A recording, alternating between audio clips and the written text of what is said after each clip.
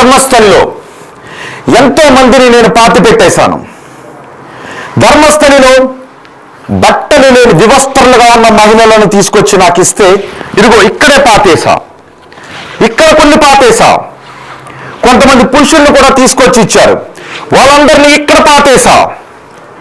మీరు తవ్వితే ఈ ప్రదేశంలో, ఈ నేత్రావతి నది ఒడ్డున తవ్వితే ఎన్నో శవాలు బయటకు వస్తాయి. 1994 నుంచి 2014 వరకు నేను ఇదిగో ఇక్కడే పాతి పెట్టేశా. ఇప్పుడు ఈ కేసులో న్యాయం జరగాలి అంటే ప్రభుత్వం ఇక్కడ తవ్వకాలు జరిపిస్తే ఎన్నో శవాలు ఇప్పుడు బయటకు వచ్చే అవకాశం ఉంది. వందలాది మహిళలను, పురుషులను, మైనర్లను నేను ఇక్కడే పాతి పెట్టేశా. అదిగో ఆ నేత్రావతి నది వాళ్ళు చంపేసిన రక్తపు మరకలతో ఈ నేత్రావతి నది ఒడ్డి తడిచింది. మరి ఇప్పుడు ఎముకలు ఉంటాయో లేదో నాకు తెలియదు. ఇదిగో ఈ కవర్లో కొన్ని ఎముకలు, మీరు నమ్మకం కోసం నేను కొన్ని ఎముకలు తీసుకొచ్చాను. ఇవి చూసిన తర్వాత మీరు ఇక్కడ తవ్వకాలు జరిపితే ఆ ప్రదేశంలో చాలా మంది వివరాలు తెలుసుకునే అవకాశం ఉంటుంది. ఇక్కడ తవ్వండి, ఇక్కడ లేవా?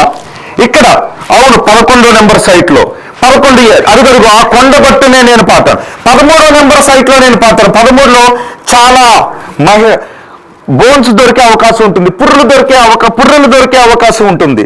న్యాయం జరగాలి అంటే ప్రభుత్వం ఇక్కడ తవ్వకాలు జరపాల్సిందే. నాకు బాగా గుర్తుంది, నేను ఈ విషయాన్ని బయట ప్రపంచానికి చెబుదామని అనుకుంటే నన్ను కూడా చంపేస్తానని అన్నారు. ప్రాణభయంతో నేను వాళ్ళు చెప్పినట్టే చేశాను.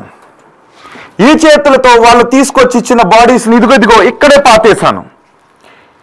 వాళ్ళని క్రూరంగా చంపేశారు, అఘాయిత్యాలు చేసి చంపేశారు. వాళ్ళ ఒంటిపైన ఎన్నో గాయాలున్నాయి. ఆ గాయాలు చూసి నా మనసు చలించిపోయింది.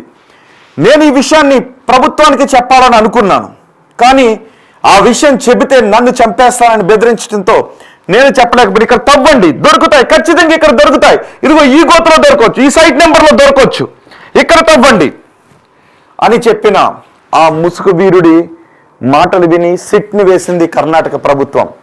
మరి ఇప్పుడు ఇక్కడ తవ్వకాలు జరుగుతూ ఉన్నాయి. కేవలం ఇప్పటి వరకు ఒక 5 బాడీస్ మాత్రమే దొరికాయి. ఇప్పుడు ధర్మస్థలి కేసులో ఏం జరగబోతోంది? ధర్మస్థలి కేసు క్లోజ్ అయిపోతుందా? లేదు, అక్కడ ఎంతో మందిని చిత్రహింసలకు గురి చేసి వందలాది మందిని చంపేశారు అని ఆ పారిశుద్ధ్య కార్మికుడు చెబుతున్న మాటల్ని ఇప్పటికీ చాలా మంది నమ్ముతూ ఉన్నారు.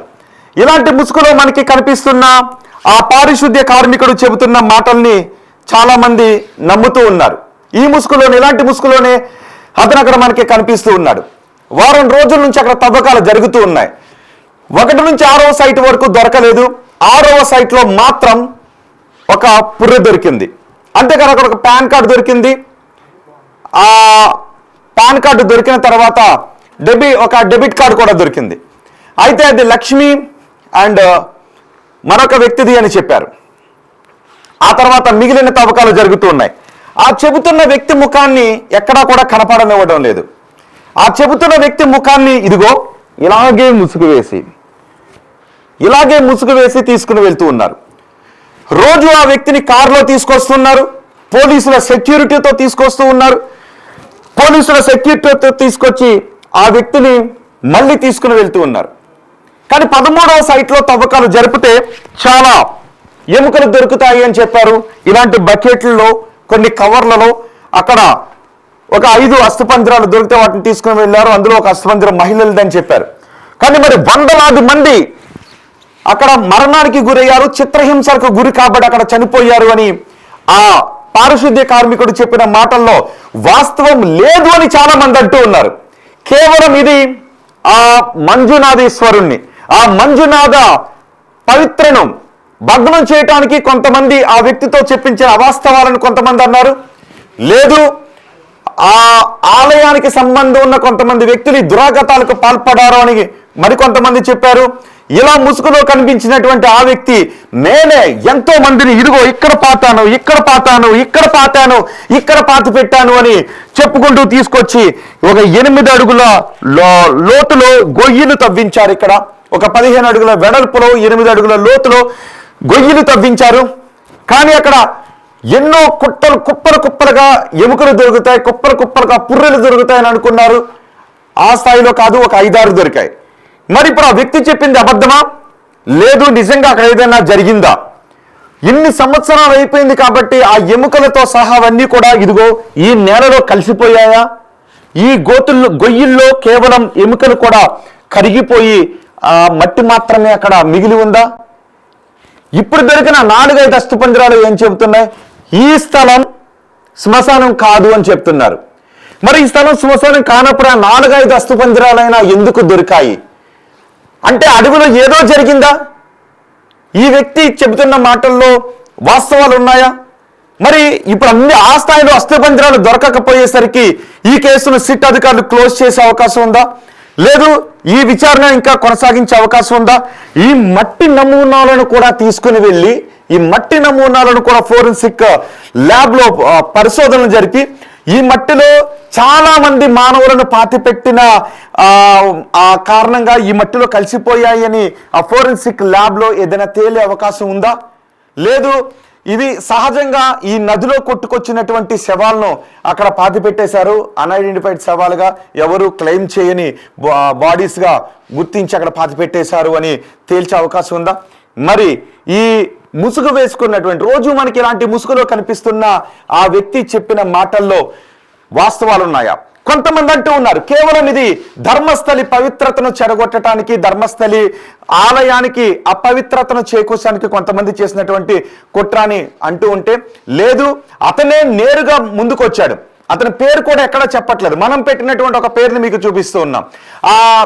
ఆ వ్యక్తి చేత కొంతమంది చెప్పిస్తున్నారు అంటే లేదు. అదిగో చూడండి ఒక్కసారి, అదిగో ఆ బకెట్లో మీకు కనిపిస్తుంది కదా, అక్కడ బకెట్లో కనిపిస్తుంది కదా, ఆ బకెట్లో ఒక పుర్రె కూడా మనకి కనిపించింది. ఆ బకెట్లో కొన్ని పుర్రెలను అందులో పెట్టారు, ఆ కవర్లో కొన్ని ఎముకలను తీసుకుని వెళ్ళారు. మరి ఇన్ని రోజుల తవ్వకాల్లో ఆ స్థాయిలో ఎముకలు దొరకలేదు, కానీ కొన్ని ఎముకలు దొరికాయి.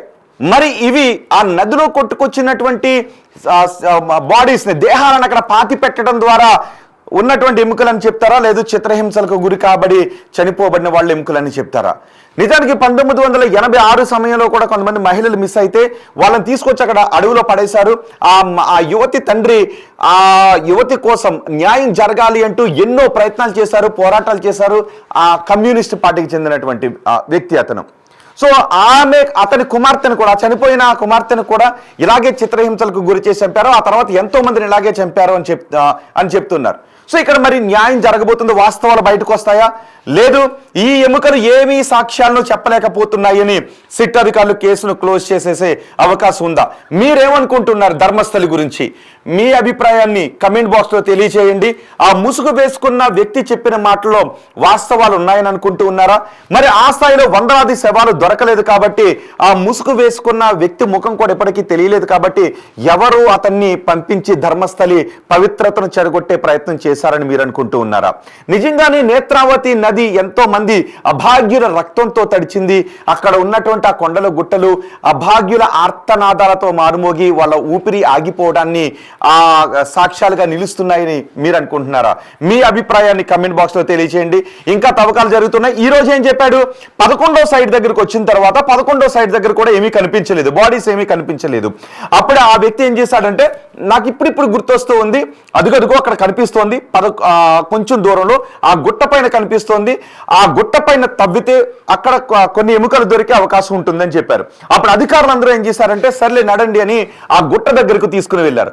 ఆ గుట్టకి 11/A అని పేరు పెట్టారు. ఇది 11 కాబట్టి అది 11/A అని పెట్టారు. ఇది ఈ సైట్ నాకు గుర్తుంది, కానీ ఇంకొంచెం నేను గుర్తు చేసుకుంటే ఇంకొంచెం దూరంలో ఆ గుట్ట పైన పాతి పెట్టినట్టుగా నాకు అనిపిస్తోంది అని ఆ వ్యక్తి చెప్పాడు. ఆ 11A దగ్గరికి వెళ్ళి తవ్వితే అక్కడ ఒక 4 అస్థిపంజరాలు దొరికాయి, 4 పుర్రెలు దొరికాయి. అందులో ఒక పుర్రె మహిళదని చెప్తున్నారు. నిజానికి కొంతమంది అంటూ ఉంటుంటారు, పుర్రెను చూడగానే మహిళదని ఎలా గుర్తుపెట్టేస్తారు అని. కానీ కొంతమంది చెప్తున్నారు ఆ షేప్ని బట్టి మహిళది అని గుర్తుపడడానికి అవకాశం ఉంటుంది, కానీ 100% తేలాలి అంటే అది ఫోరెన్సిక్ ల్యాబ్లోనే తేలుతుంది. కానీ ఆ షేప్ని బట్టి, ఆ పుర్రె షేప్ని బట్టి అది మహిళ పుర్రెగా తెలుస్తుందని చెబుతున్నారు. ఎందుకంటే ఎక్కువ మంది మహిళలకు సంబంధించిన దేహాలనే అక్కడ పాతిపెట్టాను, వాళ్ళందరూ అగాత్యాలు చేయబడి చనిపోయారు అని ఆ వ్యక్తి చెప్తున్నాడు. ఇప్పుడు మరి 13వ సైట్ దగ్గరికి తవ్విన తర్వాత 13వ సైట్లోనైనా గుట్టలుగా ఆ ఎముకలు బయటకు రాబోతూ ఉన్నాయా, గుట్టలు గుట్టలుగా పుర్రెలు రాబోతూ ఉన్నాయా? ఇప్పుడు 9 నుంచి 13 వరకు గుట్టలు గుట్టలుగా పుర్రెలు బయటకు వస్తాయని అనుకున్నా. 9 నుంచి 13 వరకు ఉన్న సైట్లలోనే నేను ఎక్కువ మందిని పాతి పెట్టానని చెప్పాడు. 9, 10, 11 వరకు వచ్చేసారు. ఇక 12, 13 ఉంది. 11A దగ్గర ఇప్పుడు తవ్వుతూ ఉన్నారు. సో ఈ 13వ సైట్ దగ్గర కూడా ఇలాగే దొరకకపోతే, అంటే ఈ వందలాది మంది దేహాలకు సంబంధించిన పుర్రెలు ఎముకలు దొరకకపోతే ఈ కేసును సిట్ అధికారులు ఎలా ముందుకు తీసుకుని వెళ్తారు? అతను చెప్పిన దాంట్లో వాస్తవాలు లేవు అని కేసును క్లోజ్ చేస్తారా? లేదు, ఏదో జరిగింది అక్కడ, ఇప్పటి వరకు దొరికినటువంటి పుర్రెలైనా అక్కడికి ఎలా వచ్చాయి? ఇది శ్మశానం కాదు, ఇక్కడ ఎవరిని పాతి పెట్టిన రికార్డ్స్ లేవు, మరి అలాంటప్పుడు ఈ మాత్రమైన పుర్రెలు ఎందుకు దొరికాయి అనే దగ్గర నుంచి విచారణను కొనసాగించే అవకాశం ఉంటుందా? లేదు, సిట్ అధికారులు కేసును క్లోజ్ చేస్తారా? చాలా మంది అంటూ ఉన్నట్టుగా ధర్మస్థలి పవిత్రతను చెడగొట్టడానికి ఆ వ్యక్తితో చెప్పించిన ఇదని అనుకుంటున్నారు. చూడండి ఒకసారి, మనకి ఇదిగో ఇలా తవ్వితే కొన్ని పుర్రెలు ఇలా దొరికాయి ఆ తవ్విన తర్వాత, కానీ ఇప్పటికే కొన్ని పుర్రెలు మాత్రం నేలలోనే కలిసిపోయాయి. ఈ తవ్విన తర్వాత ఇలా ఒక గొయ్యి దగ్గర 6వ సైడ్ దగ్గర మాత్రం ఒక పుర్రె దొరికింది. ఆ తర్వాత 11వ సైడ్ దగ్గరికి వెళ్ళిన తర్వాత మరి దొరికాయి. ఇలాంటి బకెట్లలో పెట్టుకుని వాటిని ఫోరెన్సిక్ ల్యాబ్ కి తీసుకుని వెళ్ళారు. ఇప్పుడు అక్కడ ఆ సమయంలో మిస్ అయ్యారు అని ఎవరెవరైతే పోలీస్ స్టేషన్స్ లో కేసులు పెట్టారో ఆ అనుమానాలు ఎవరికైతే ఉన్నాయో వాళ్ళ డిఎన్ఏని పరిశోధించడానికి కూడా చర్యలు తీసుకుంటూ ఉన్నారు. కానీ ఆ కుళ్ళిపోయి భూమిలో కలిసిపోయిన ఎముకల్లో డిఎన్ఏ ఉండదు. మరి వాటిని ఎలా మ్యాచ్ చేసి చూస్తారు? ఇలాంటి బకెట్లో మనకి అక్కడ కనిపించిన ఎముకలు ఎవరి తాలూకు ఎముకలు, ఏ కుటుంబానికి చెందిన వ్యక్తుల తాలూకు ఎముకలు, ఎలాంటి చిత్రహింసలకు గురి కాబడి వాళ్ళు చనిపోయారు అనేది ఇలాంటి బకెట్లలో మనకి అక్కడ కనిపించిన ఎముకలు ఆ ఫోరెన్సిక్ ల్యాబ్లో నోరు విప్పుతాయా? ఏం తెలియబోతోంది?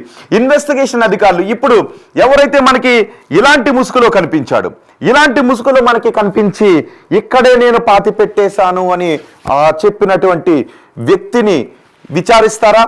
ఇలాంటి ముసుగులో కనిపించిన ఆ వ్యక్తి మానసిక పరిస్థితి గురించి మరోసారి ఎంక్వైరీ చేయబోతున్నారా? ఈ వ్యక్తి ఇలా ముసుగులో కనిపించినటువంటి ఆ వ్యక్తి చెప్పినవన్నీ వాస్తవాలే అని మళ్ళీ పోలీసులు ఇతన్ని విచారించి కేసును ముందుకు తీసుకువెళ్ళే అవకాశం ఉందా? లేదా ఇక్కడ ఎముకలు ఆల్రెడీ దొరికాయి కాబట్టి అన్ని కాకపోయినా ఎంతో కొంత ఏదో ఒకటి జరిగింది అని ఈ వ్యక్తి చెప్పిన మాటల ఆధారంగా మరికొంతమందిని విచారించే అవకాశం ఉందా? ఆ సమయంలో ఈ వ్యక్తి ఇంకెవరెవరైతే పేర్లు అయితే చెబుతున్నాడు, అంటే నిజానికి కొన్ని అనుమానాలు కూడా ఉన్నాయి. ఏ అనుమానాలు ఉన్నాయి అంటే అదంతా కూడా చిట్ట అడవి, కొండలతో ఉన్నటువంటి అడవి. మరి అలాంటి బాడీస్ని తీసుకొచ్చి అతనికి ఇస్తే ఆ వ్యక్తి బాడీని భుజం మీద వేసుకొని మోసుకుని ఒక అడవిలోకి వెళ్ళి ఒక 6 అడుగులు గొయ్యిని ఒక 6 అడుగుల వెడల్పుతో అంత లోతులో గొయ్యిని తవ్వి అక్కడ పూడ్చిపెట్టి ఆ ఒక్క వ్యక్తి పూడ్చి పెట్టగలిగాడా? అన్ని వందల శవాల్ని, అన్ని వందల బాడీస్ని ఒక్కడే పూడ్చి పెట్టగలిగాడా? ఆ కొండలో అడవుల్లో నుంచి ఎలా తీసుకుని వెళ్ళాడు? మరి ఇతను చెబుతున్న దాంట్లో వాస్తవం ఉందా అనే డౌట్స్ కూడా వస్తున్నాయి. కొన్ని ఇయర్స్ పాటు వందలాది మందిని ఇలా చంపేస్తే ఒక్క విషయం కూడా బయటకు రాలేదు, ఒక్క ముక్క కూడా వ్యక్తి ఎవరికి చెప్పలేదా?